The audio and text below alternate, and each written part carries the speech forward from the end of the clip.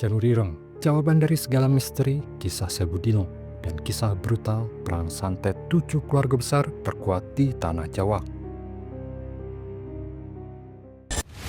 Halo pecinta film, selamat datang di BST Movie Recap.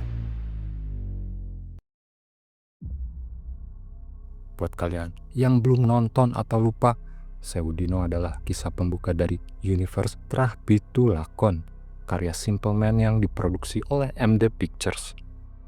Dan Janur Ireng, ini adalah film kedua di jagat ini, tapi posisinya adalah prequel dari Sebudino. Menariknya, cuma orang-orang yang nonton KKN di Desa Penari versi extended aja yang ngeh kalau kisah Sebudino sebenarnya sudah ditis di ending film itu, memperkenalkan keluarga Atmojo dan ingon peliharaannya Sangar Turi. Universe ini memang gila banget, diklaim berdasarkan kisah nyata oleh Simple Man. Konsepnya menceritakan 7 keluarga terpandang di Jawa yang masing-masing punya persekutuan gaib. Kalau di anime, ini mirip banget sama konsep Jinchuriki dan Pichu, di mana manusia menjadi wadah bagi iblis peliharaan keluarga mereka. Kalau kita bedah film pertamanya, Sebudino, keseruan utamanya ada pada misteri yang dibangun pelan-pelan.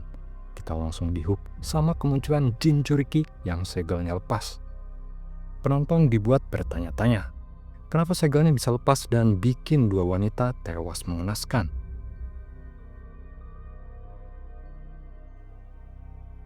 Fokus cerita ada pada keluarga Atmojo, keluarga super kaya dan terpandang yang lagi kena musibah. Mereka butuh pekerja baru dengan syarat khusus, lahir di Jumat Kliwon. Disinilah masuk Sri Rahayu. Sri awalnya ragu kerja di sana. Bayangin aja, syarat jadi pegawainya aneh banget. Harus mau disegel, alias dimantrai biar nggak bisa kabur. Tapi karena butuh duit buat pengobatan bapaknya, Sri yang cuma lulusan SD dan punya masa lalu sedih ditinggal adiknya, Tias, akhirnya setuju.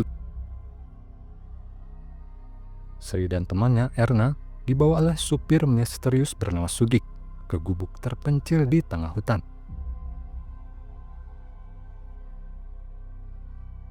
Di sana mereka ketemu Mbah Tamin, penasihat spiritual keluarga Atmojo.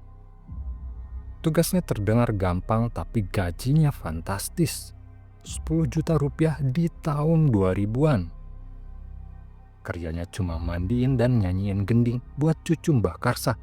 Namanya Dela Atmojo. Tapi ada plot twistnya. Dela bukan sakit biasa.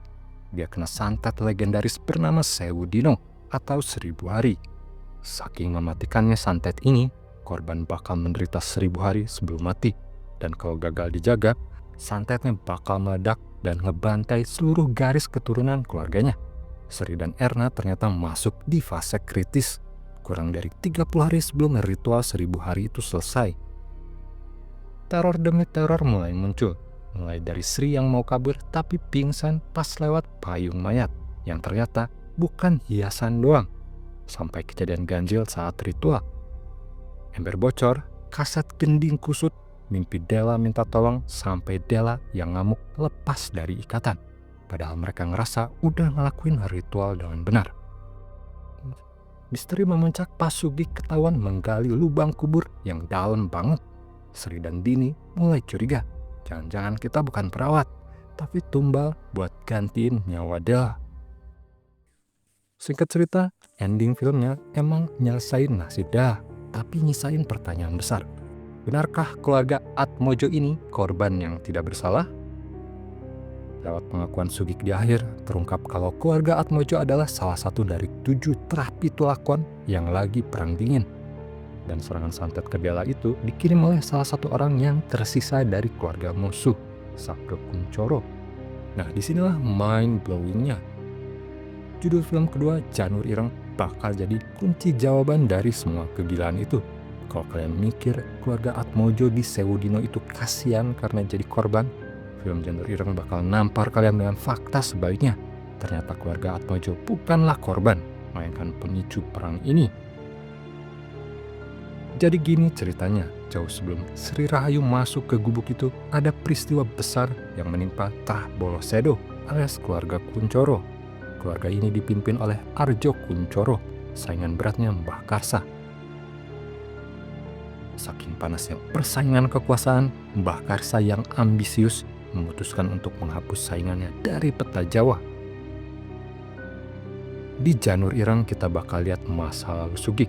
Ternyata Sugik dulu kerja buat keluarga Kuncoro, tapi apesnya dia dijadiin mata-mata tanpa sadar buat ngehancurin majikannya sendiri.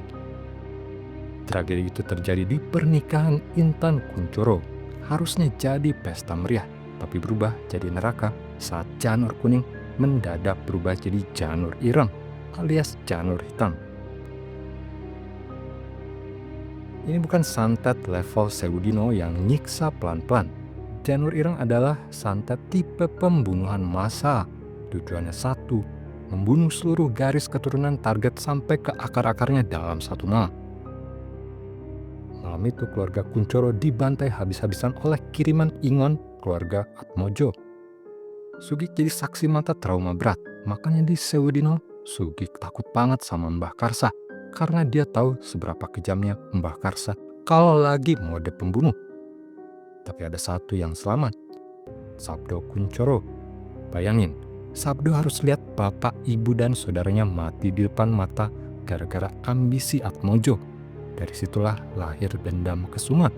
Sabdo yang selamat akhirnya belajar ilmu hitam dan merencanakan balasan yang setimpal. Dia nggak langsung bunuh Atmojo.